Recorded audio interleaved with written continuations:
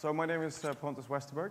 I'm from UN Habitat, the United Nations Human Settlements Program, and I'm the coordinator of the Block by Block program, in which we use Minecraft to connect communities with public space and other urban planning projects. First of all, really quickly, UN Habitat is the United Nations program that deals with sustainable towns and cities. We basically do sustainable urbanization. We promote a holistic view of cities across the world. And we work in about 70 different countries, mainly in the global south, in the developing world. And our headquarters, where I also work, is in Nairobi, Kenya. We're quite a small UN agency. You might have heard of some other ones like UNDP or UNICEF. They're much bigger.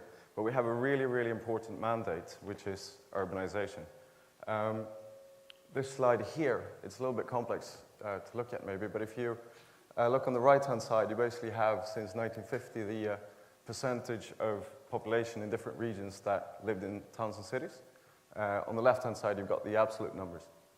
What's really interesting when you look at this is that if you compare the more developed region with the less developed region, it's pretty obvious that you basically can't develop without urbanizing. When people get a little bit of urbanization, one road that leads from the village to the town, people take that road to get education. It's in cities that you basically access culture, music, it's where you form political parties, it's where businesses are formed, and so on. And so over the next few years, looking forward, the two remaining regions that are yet to urbanize, Africa and Asia, are moving in that general direction. But while urbanization is a really positive force for development, it also has a lot of problems. Environmental problems, slum formation, and so on. Without urbanization being planned, cities end up having lots of problems. So we promote three values when it comes to urbanization. The first one is that all countries need to have a national urban plan. This is really actually rare. There's a big disjoint between what happens on a national level in most countries and what happens on the local level in cities, in local authorities and in mayor's offices and so on. I think there's only a handful of countries in the world that actually have an urban plan. Sweden being one, Ethiopia being another, really important. The second thing is going back to basics in urban planning. You know that fantastic grid layouts that a lot of American cities have, like New York, for example, right here? That's a positive way of building new cities. And public space is fundamental when it comes to these well laid out cities. Just some stats, like Nairobi, where I work, for example, only about 10% of the total area of the city is public space, whereas New York has 40 to 50%, so it's a big, big difference. And without public space, cities don't function properly. I'll come back to that in a minute. And the third thing that we focus on is about increasing density. Urban sprawl creates loads of social problems and environmental problems. People have to drive to get to work. People have to drive to the shopping mall to do their shopping and so on. So these are the three fundamentals. When it comes to public space, we like to look at cities holistically. And public space is a really good entry point into a holistic view of the city because it really touches on all the different elements. It promotes social inclusion and diversity. People are able to come to the city, use it, walk on the streets, sit in parks, and so on. It's fundamental for safety. Without people on the streets, cities become really unsafe. It's really also important for democracy and good governance. As we've seen in the Middle East, for example, in the last years, in Egypt, it's in public spaces that people protest. It's where they form political parties, and so on. It's good for health and well-being. With wide streets, a lot of pavements, parks, people are able to walk, cycle, run in the city. And that also then impacts on the environment of the city. Less cars, more non-motorized traffic, like cycling, for example. And finally, public space is important for businesses. Markets are held in public spaces. Cafes are able to put tables and chairs outside and so on. So it really has a holistic, it really touches on all the elements of the city public space. And when I say public space, we don't only mean the more traditional things like squares and parks, but streets is fundamental. Without a good street layout, you can't have good water and sanitation because there's simply no space to put the water pipes. I'll show some slides later of slums, for example, where this makes it really, really difficult. So we have at UN Habitat started a global public space program. We aim to improve or create 300 public spaces, mainly in developing countries, by the end of 2016. And you can see here a map of the spread. We're in Asia, Africa, and Latin America. And there are 4 green ones, which is where we've started using Minecraft as a way to engage citizens, and I'll get to that in a minute. When we do building projects, any building project, not just in public space, we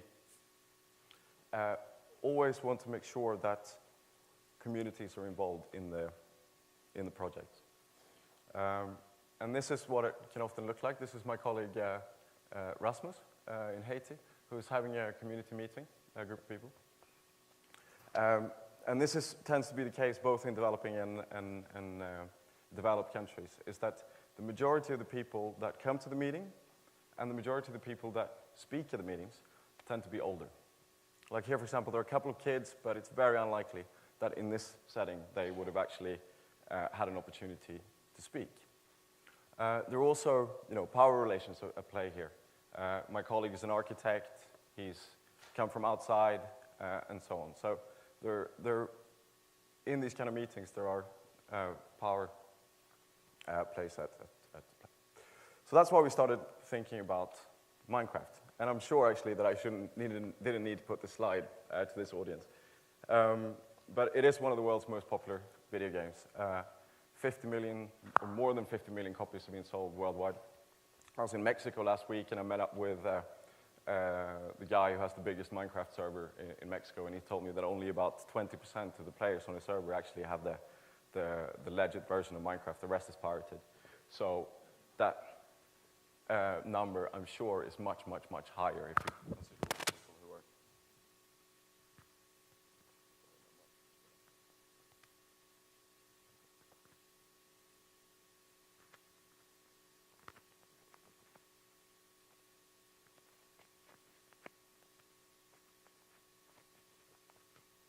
Is that right?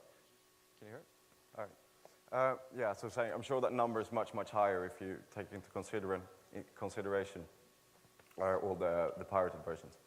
So we've got a really potentially big audience here to connect with the projects that we're doing. So about 2 years ago, slightly less, we approached Mojang, who are the makers of Minecraft, and proposed that we work together in some way. And they were immediately really excited about the possibility of working with the United Nations. And so we created this project here, block by block.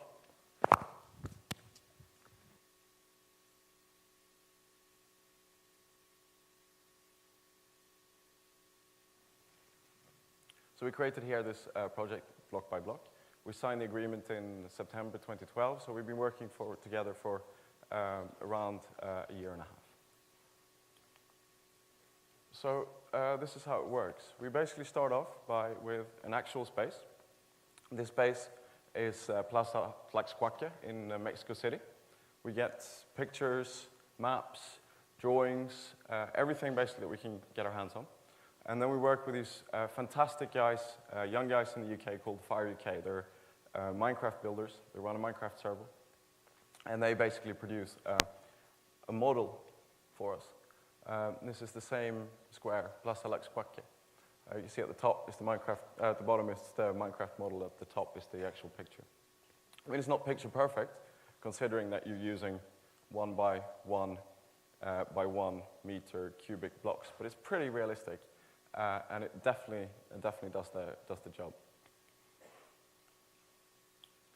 Finally, then, in workshops, we work with people, communities, citizens, and they're able to visualize their own ideas in Minecraft. So this one here, for example, one of the big problems with this particular square in Mexico City are these two roads.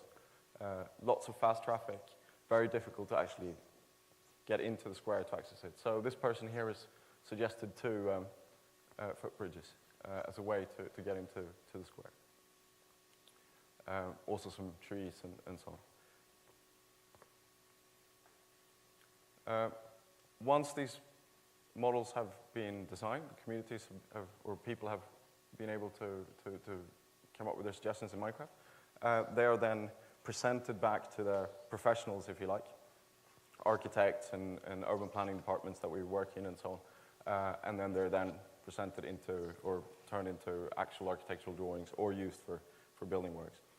This picture here is from a project in Nepal in the Kathmandu Valley.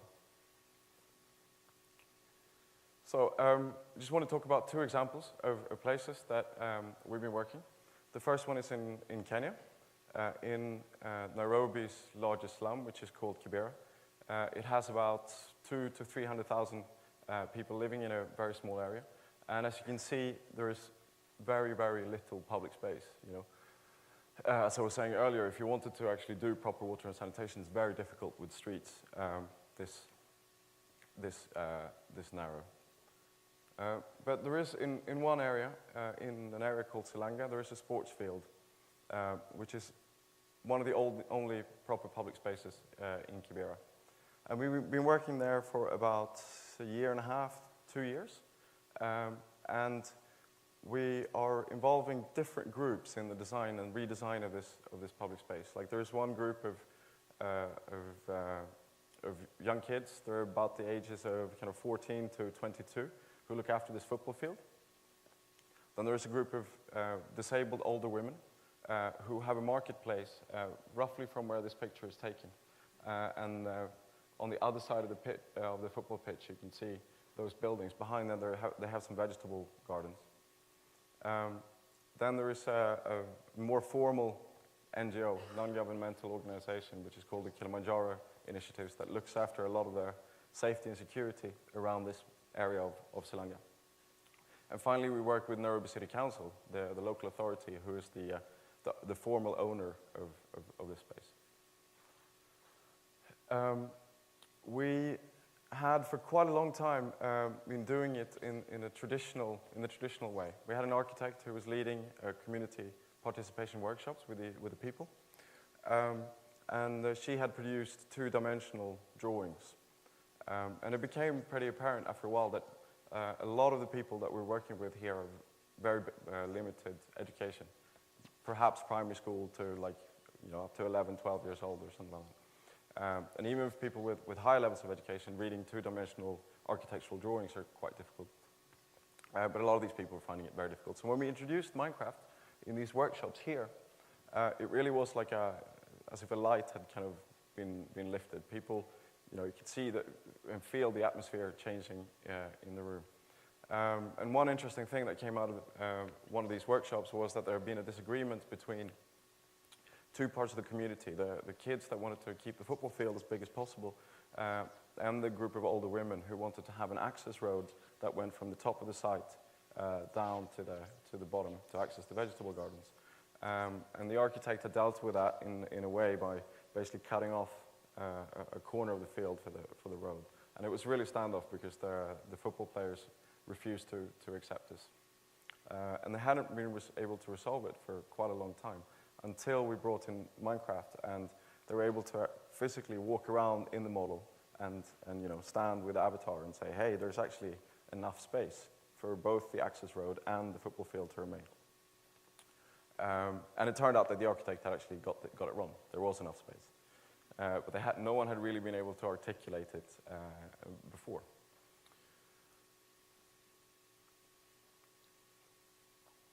This is what the redesigned space looks like in Minecraft. This is what's going to be built. The football field is up above that row of trees. There's a marketplace kind of beyond the buildings, which you can't really see. There's a new vegetable garden, another sports field, a community hall, playground, and so on. And these changes all came out of workshops where people were able to build in Minecraft. The second example that I wanted to give is from Haiti, a town called Les Cayes. It's the third largest town of Haiti. And if you can see from this picture, from this map, it actually has a nice grid structure. So it was originally planned. But basically at the ends of those two, two sides where the grid structure ends, there's been a lot of unplanned growth in the city, with slums being formed and so on. And those areas, particularly here, Sector 4 and Sector 1, are really badly affected by flooding. Whenever there's a storm, the seawater comes into the slum, creates lots of problems with sanitation, because there's open sewers and so on. There's also big problems with lack of public toilets and lack of sanitation. People use the beach as a toilet. So the idea with this is that we will redesign the waterfront to create a flooding barrier, but also create public spaces all along it. And we start in Sector 1, which is this red bit.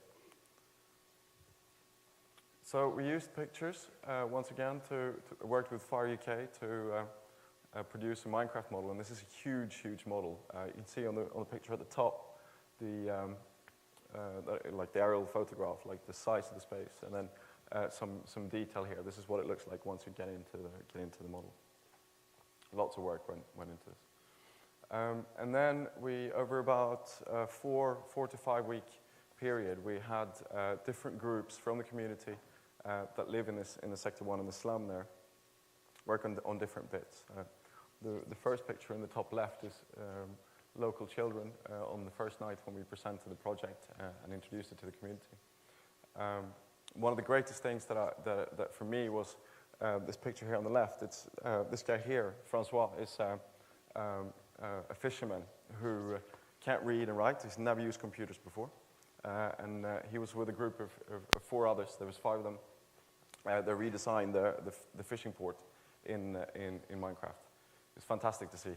And then we also had groups of teenage girls, and this is one of them presenting her model at the end of the project. And she's presenting here to local authority, so the planning department of Les Cayes.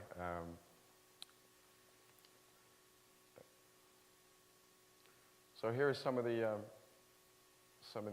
models that have been produced. You can see the walkway that protects the slums from the flooding. The next one, there's also this is a group of guys who built a football field next to the new walkway.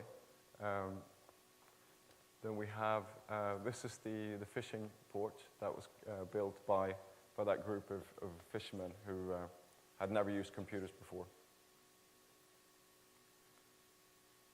So to finish off, what are the benefits of using Minecraft then? I think the main thing for me is that it really changes the power relationship between professionals, so staff from UN Habitat, staff from the urban planning department of the city, architects, and so on, and it gives power back to ordinary people. It's completely different sitting in a room with someone talking at you than being able to turn it around and actually work for some time on solutions that you yourself would like to see, and then presenting it back to the professionals. It's fantastic. Using three-dimensional models really helps when talking about building projects. When we've introduced three-dimensional Minecraft models compared to two-dimensional drawings, it's been like night and day in terms of the engagement of people in these communities. Then there's a really nice element, which is the joint building. It's a multiplayer game. So instead of working one-on-one, people are working in groups, either sitting around one computer in some projects, or working online if we have good enough internet connection on different computers using on the same server.